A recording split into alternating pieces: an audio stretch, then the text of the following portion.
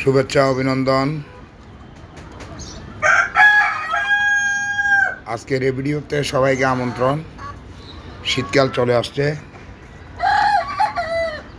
এই যে দেখেন দূরে, এই যে দেখেন কুয়াশা কুয়াশা ভাব লাগতেছে সব দিক দিয়ে। এই যে দেখেন শীতকাল চলে আসছে। দেশি মুরগি এখন কিন্তু ভাইরাসে আক্রমণ করবে, বিভিন্ন ধরনের ভাইরাসে ধরবে।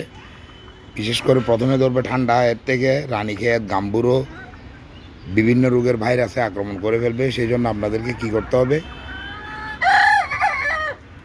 আমি এখন কি করি, গতকালকে তো আপনাদেরকে ভিডিও দেখাচ্ছিলাম। গতকালকে আমার একটা মুরগি মারা গেছে, পরশু দিন একটা মারা গেছে, দুইটা মারা গেছে 2 দিনে।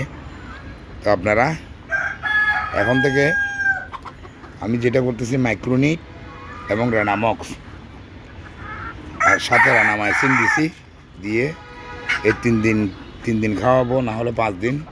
এমনিতে মুরগি ভালো দেখা যাচ্ছে, 3 দিন খাওয়ালেও সুস্থ থাকবে মনে হয়। ওই দুটাকে আলাদাভাবে ভাইরাসে পাইছিল, যার জন্য এই অবস্থা হয়েছে।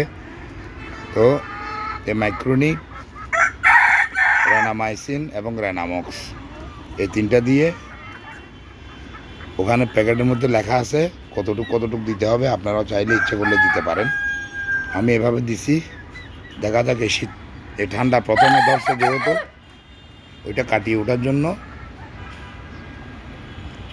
এই আপনাদেরকে যেভাবে বলছিলাম, এই ঠান্ডাটা না লাগার জন্য এতদিন তো 10টা 11টা 12টা বাজে পর্যন্ত দরজাটা বন্ধ করতাম। এখন প্রত্যেক দিন এই বিকেলবেলায় এখন খাবার দিয়ে ওদেরকে এই বন্ধ করে দিয়ে চলে যাব। আর এগুলো হচ্ছে কুসা মুরগি। ওরা ডিম পাড়তে এক জায়গায় বসে থাকে। এই এক জায়গায় যাতে বসে থাকতে না পারে, এই হেজা মুরগ এটা দিয়ে ওদেরকে এখানে তাড়ানুতে রাখছি, যাতে এক জায়গায় বসে থাকতে না পারে। তো আপনারা এই ঠান্ডা না লাগার জন্য দরজা জানালার পর্দা ব্যবস্থাপনা ঠিক রাখবেন, পর্দাগুলো লাগাই দিবেন ঠিক মতো, যাতে বাতাস না ঢুকে ঠান্ডা না লাগে। সে ব্যাপারে সজাগ থাকবেন।